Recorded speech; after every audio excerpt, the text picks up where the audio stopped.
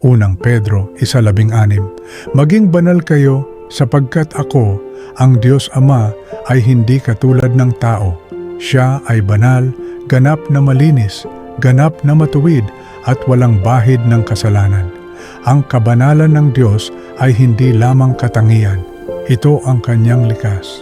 Sa kanyang presensya, walang karumihan ang maaaring manatili. Isayas 64, talata 6, ang lahat naming katuwiran ay parang maruming basahan. Ang tao, kahit gaano pa kabuti sa paningin ng kapwa, ay makasalanan sa harap ng Diyos. Ang kasalanan ay hindi lamang gawa, ito ay kalagayan ng puso. Kahit ang pinakamabuting gawa ng tao ay hindi sapat upang humarap sa kabanalan ng Ama. Isayas 59:2, ang inyong mga kasamaan ang naghiwalay sa inyo at sa inyong Diyos. Hindi dahil ayaw ng Diyos sa tao kaya may distansya. Ang kasalanan ang pader na naghihiwalay. Hanggat naroon ang kasalanan, hindi kayang lumapit ng tao sa banal na Diyos. Exodo 33:20, walang taong makakakita sa akin at mabubuhay.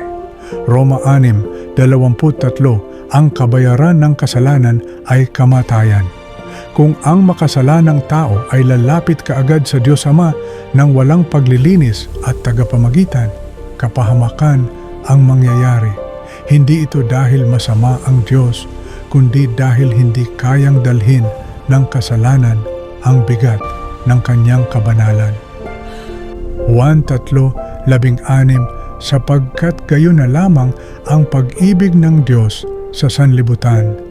Ngunit hindi hinayaan ng Diyos na mapahamak ang tao. Dahil sa kanyang pag-ibig, nagbigay siya ng daan, isang paraan upang ang makasalanan ay maligtas at makalapit sa Kanya. Unang Timoteo 2:5, iisa ang Diyos at iisa ang tagapamagitan sa pagitan ng Diyos at ng mga tao, ang taong si Kristo Jesus. Si Jesucristo ang tagapamagitan. Siya ang nagdurugtong sa banal na Diyos at sa makasalanang tao. Siya lamang ang karapat-dapat dahil siya ay walang kasalanan. Unang Juan Kabanata 1:7, ang dugo ni Jesus ang lumilinis sa atin sa lahat ng kasalanan. Hebreo Kabanata 22, walang kapatawaran kung walang pagbubuhos ng dugo. Sa krus, ibinuhos ni Jesus ang kanyang dugo. Ang dugong ito ang naglilinis sa tao upang siya'y maging karapat-dapat na lumapit sa Ama. Juan 14, talata 6, ako ang daan, ang katotohanan at ang buhay. Hindi relihiyon, hindi gawa at hindi diretsong paglapit sa Ama. Si Jesus lamang ang daan.